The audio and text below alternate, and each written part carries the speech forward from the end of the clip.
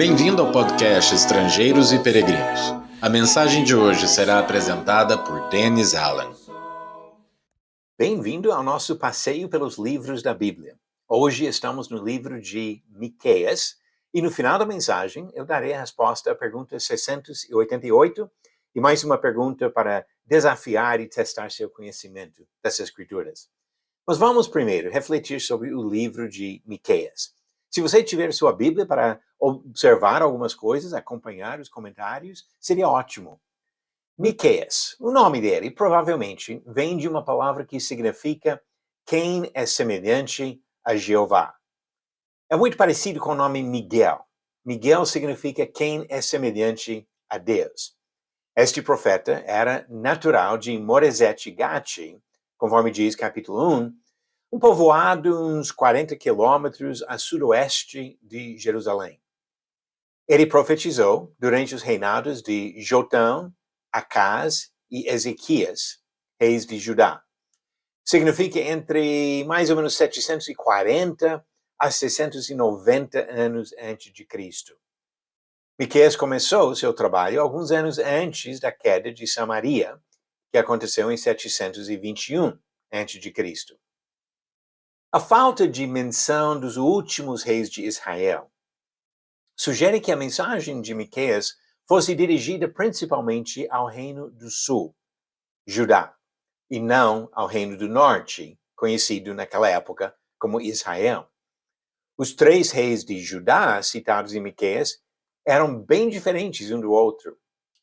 Jotão foi um bom rei que se foi tornando mais poderoso porque dirigia os seus caminhos segundo a vontade do Senhor, seu Deus.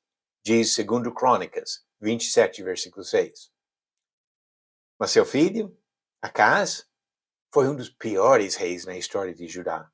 Diz sobre ele em 2 Crônicas 28, versículo 2, andou nos caminhos dos reis de Israel e até fez imagens fundidas a Baalins. Acaz chegou a sacrificar os seus próprios filhos aos ídolos. Diz 2 Crônicas, capítulo 28, versículo 3. Ele colocou um altar sírio no lugar do altar de Deus diante do templo. E fez outras alterações no templo, conforme diz 2 Reis, capítulo 16. Deus permitiu, ou trouxe, castigos severos durante o reinado de Acaz. A derrota pelos sírios que levaram presa uma grande multidão, 2 Crônicas 28, versículo 5. A derrota por Israel, que resultou na morte de 120 mil soldados e no cativeiro de mais 200 mil, 2 Crônicas 28, versículo 6 a 8. A derrota pelos Edomitas, no mesmo capítulo, versículo 17. A perda de várias cidades de Judá para os filisteus, versículos 8. A traição pelo rei da Síria, versículo 16 e 20 de 2 Crônicas 28. O ponto é que Acaz trouxe esses castigos por causa da sua desobediência ao Senhor. Mas na próxima geração, a direção do governo mudou para melhor. Ezequias era um dos melhores reis de Judá. Ele fez grandes reformas no templo e restaurou a celebração da Páscoa. Quando Senaqueribe ameaçou Jerusalém, Ezequias e Isaías buscaram o Senhor. Deus salvou a cidade e mandou seu anjo para matar 185 mil soldados da Síria. Pode ver os detalhes do reinado deste bom rei em 2 Crônicas, capítulos 29 a 32. Foi justamente neste período, destes três reis, que Deus mandou Miqueias para comunicar sua palavra ao povo de Judá. Além de repreender Judá pelo pecado e de falar sobre as consequências da desobediência, Miqueias apresentou vários pontos importantes da mensagem de Deus para seu povo. Ele olhou para a vinda do Messias e fez a mesma profecia de Isaías capítulo 2, do versículo 1 ao 4, sobre o estabelecimento do monte da casa do Senhor, relatado em Miqueias capítulo 4, do versículo 1 ao 3. Mais de 700 anos antes de Cristo, Ele profetizou especificamente do lugar do nascimento de Jesus, Belém, Efrata, como diz Miqueias capítulo 5, versículo 2. O livro de Miqueias se divide em 3 partes principais. Capítulos de 1 a 3 contém críticas fortes dos povos de Judá e Israel, especialmente dos líderes, tanto civis como religiosos. E também fala de ameaças divinas do castigo destes rebeldes. Capítulos de 4 a 5 predizem momentos melhores de restauração, nos quais viria o Messias para reinar com autoridade sobre judeus e gentios, povos de outras nações.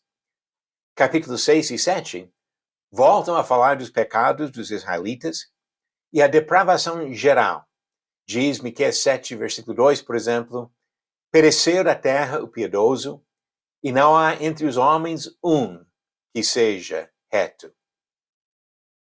Mas como é o costume em muitos dos livros proféticos, Miqueias encerra com uma mensagem otimista de perdão e de misericórdia divina. Esse profeta Miqueias fez seu trabalho há 2.700 anos, mas suas pregações ainda nos chamam a refletir sobre a nossa relação com Deus. Em uma das suas mensagens mais marcantes e desafiadoras, Miqueias disse no capítulo 6, versículo 8, Ele te declarou, o homem, o que é bom, e que é o que o Senhor pede de ti, que pratiques a justiça, e ames a misericórdia, e andes humildemente com o teu Deus. Não são as mesmas atitudes que Deus deseja hoje de cada um de nós? Vamos aprender de Miqueias e vamos andar humildemente com nosso Deus. Você conseguiu responder a pergunta 688? Qual homem abençoou José e Maria no templo quando Jesus era bebê? Alternativas: A. Simeão, B. Zacarias, C. Caifás ou D. Eli. A resposta certa vem de Lucas capítulo 2, alternativa A, Simeão. Diz no versículo 33 e 34, e o pai e a mãe do menino estavam admirados com o que se dizia a respeito dele. Simeão os abençoou. Simeão abençoou os pais de Jesus quando ele era bebê. E a nova pergunta vem do Antigo Testamento: qual profeta disse que o Messias, ou Cristo, seria chamado Maravilhoso Conselheiro? Alternativas: A. Ezequiel, B. Jeremias, C. Obadias ou D. Isaías. Darei a resposta no final do próximo episódio de Estrangeiros e Peregrinos. A mensagem de Miqueias continua relevante para todos nós, porque fala em termos bem resumidos o que Deus deseja de cada um de nós: praticar a justiça, amar a misericórdia e andar humildemente com Deus. Obrigado por nos acompanhar nessa jornada pelas Escrituras. Volte amanhã para ouvir mais uma mensagem do podcast Estrangeiros e Peregrinos. Seguimos pelo mundo a viajar.